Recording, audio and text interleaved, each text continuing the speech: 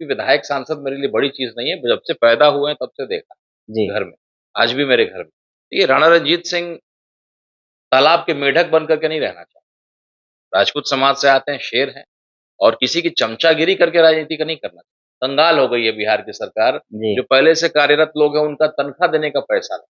पूरे वर्ल्ड में लोग बिहार डिजिटल फैक्ट्री वर्कशॉप बोल रहे हैं, क्या है सर? देखिए बिहार डिजिटल फैक्ट्री एक विचारधारा है, हमारा एक स्लोगन है कि लर्न, अर्न एंड रिटर्न।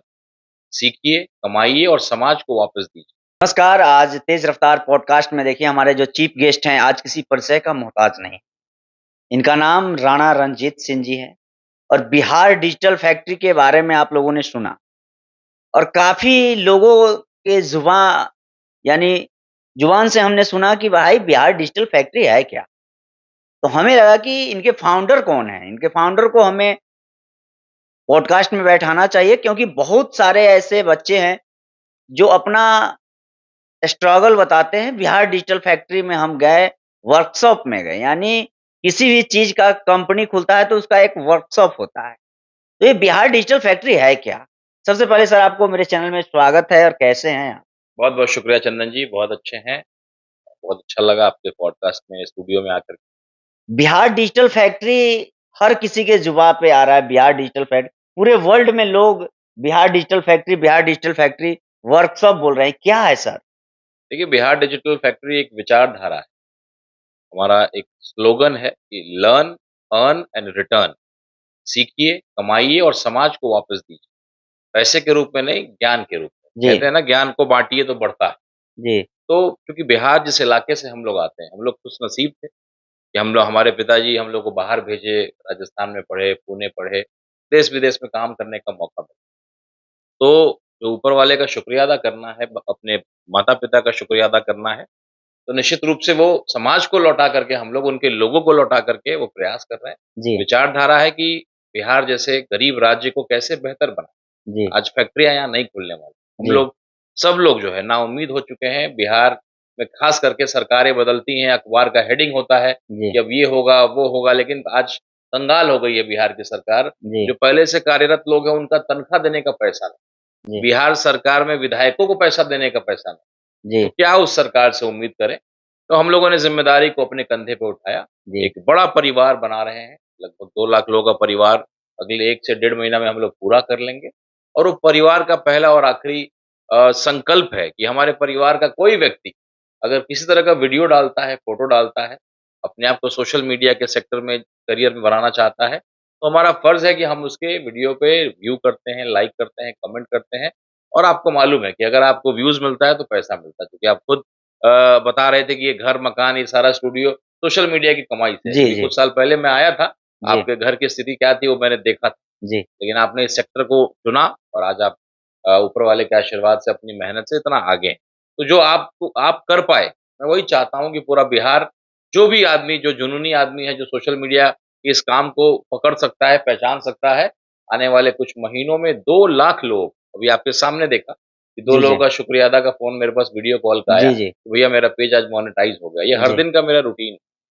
और अभी बहुत जल्द मैं पटना में एक मीटिंग करने वाला हूँ, तो लगभग 2 से 250 लोग जी। ऐसे होंगे जिनका बिहार डिजिटल फैक्ट्री की वजह से, इस परिवार का ताकत की वजह से उनका पेज मोनेटाइज़ हो गया।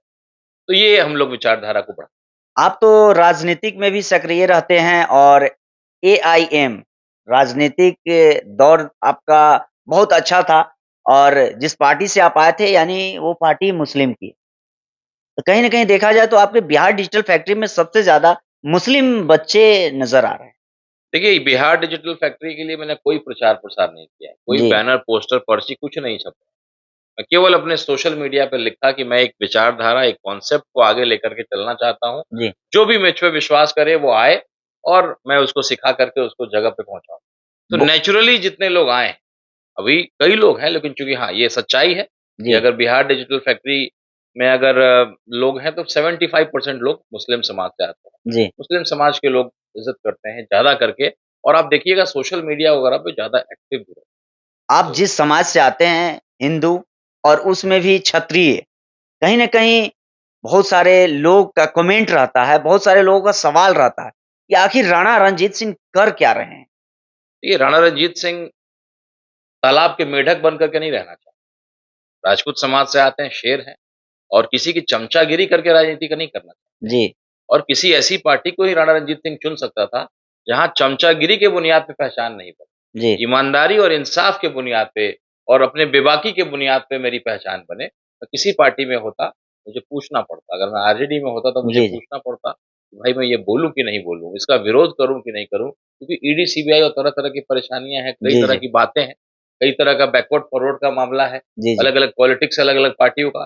भाजपा में होता तो उनका तो जानते ही हिंदू-मुसलमान जी, करवाइए, जी, लड़वाइए और मैंने अपने पिताजी से वो नहीं सीखा। मेरे पिताजी समाजवादी नेता रहे, 15 साल इस इलाके के 20 साल विधायक रहे, मंत्री रहे, 15 साल सांसद भी रहे। जी, तो जी, उनसे जो मैंने संस्कार लिया है, समाज को जोड़ना है, जी, तोड़ना जी, नहीं। तो भाजपा कभी मेरा विकल्प हो ही नहीं सकता है, ना भविष्य में कभी होगा।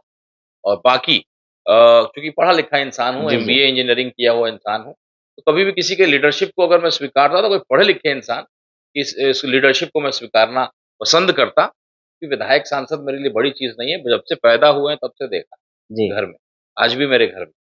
तो मेरे लिए नेता बनना क्योंकि आज समाज में नेता की बड़ी कमी हो गई। जी, उनको वो सच नहीं बोल सकते, उनको लगता है कि सच बोलूँगा तो ये वाला जात खराब मान जाएगा, ये बोलूँगा तो ये वाले को तकलीफ हो जाएगी। तो सच बोलने वाले लोग कम हो गए।